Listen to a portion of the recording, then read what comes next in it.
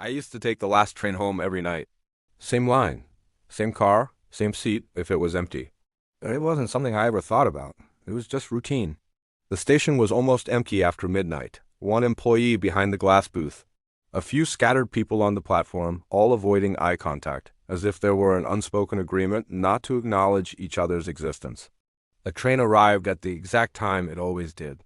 That night, I realized something was wrong the moment the doors opened. The interior lights were on, but dimmer than usual. Not broken, just low, like someone had deliberately turned them down. I stepped inside and sat near the middle of the car. There were no ads on the walls. No maps, no digital displays.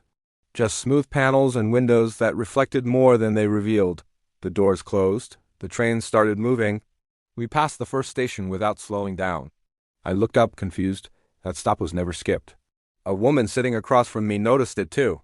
We made eye contact for half a second, then both looked away. The next station passed the same way. By the third, the car was completely silent. No phone sounds, no coughing, no movement. Everyone was sitting perfectly still, staring straight ahead or down at their laps.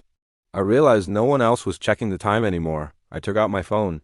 No signal, no service. The clock still worked. It read 12:47, and it stayed that way. Outside the windows, there was darkness. Not tunnels, not city lights. Just black, as if the train were moving through nothing. That's when I noticed something else. We weren't stopping anymore. The train only slowed down when there was someone on the platform waiting to get on. At the next platform, it slowed just enough for the doors to open. A man stepped inside. He was wearing a coat far too thin for the weather. His face was pale. His eyes didn't blink. He sat down and immediately went still. At the next stop, more people got on. None of them spoke. None of them looked around the way new passengers usually do. They moved as if they already knew exactly where to sit. I tried to stand. My legs felt heavy, like I'd been sitting there for hours. The intercom crackled. No announcement. Just breathing, slow, controlled. Then a voice said, "Asterisk. This train does not return." Asterisk, that was when the woman across from me started to cry. Softly, like she was afraid of being heard. The doors opened one more time. I ran. I don't remember how I managed to move so fast.